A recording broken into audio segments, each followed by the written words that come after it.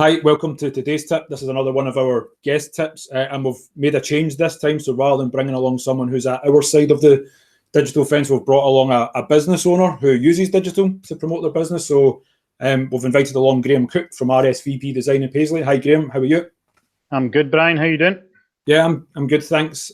So as you know, we're doing a tip a day every day in July, covering a whole range of topics. So we thought it would be good to get you along to maybe just explain a little bit or offer a tip or two on what you've learned as using digital as a business. But before we get started, do you want to take a bit of time just to tell everyone who you are and what you do at RSVP Design? Sure, thanks.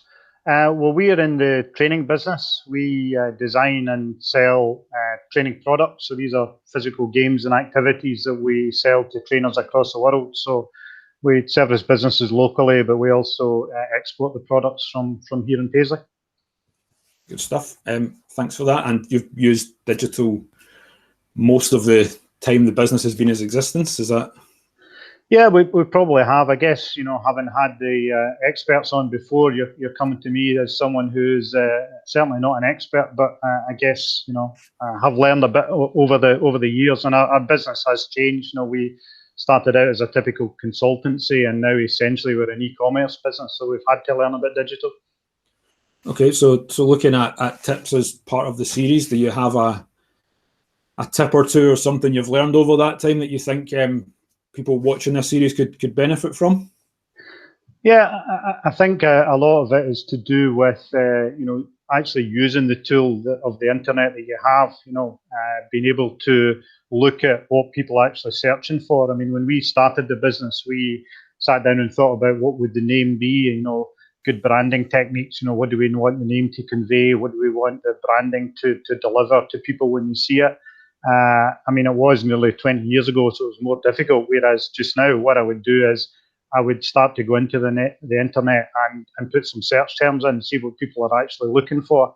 And rather than RSVP Design, if we were called, Experiential Products Limited, then that's what we sell. It might be easier for people to understand what it is that we do.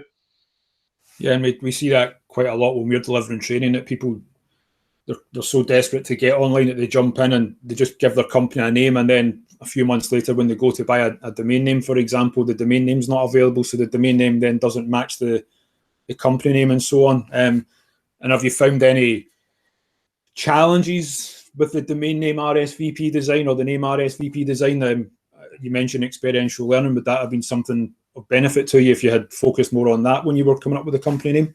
It could have been, certainly for things like the domain name. That might have been available when we started, but we spent 15 years building our brand as RSVP. But most people, if they go in on the internet to search for RSVP, are probably looking for greeting cards. So it doesn't make an automatic link to our business. We had to buy a US domain name because it wasn't available. Someone was already using it.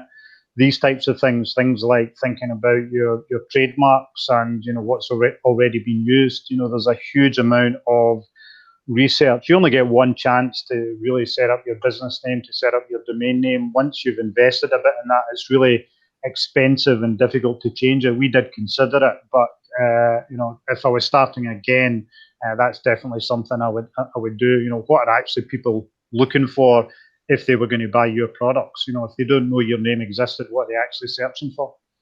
No, I like that. And through the series, we've actually had a couple of tips that talk about keyword research, showing people what tools to go and use to start that. So that ties in nicely. Okay, so thank you for that. So think about your name and go do some research rather than just picking a name. Look at what people are searching for. I think that's a good tip, and people find that useful. So thank you very much for taking some time out your schedule to contribute to this.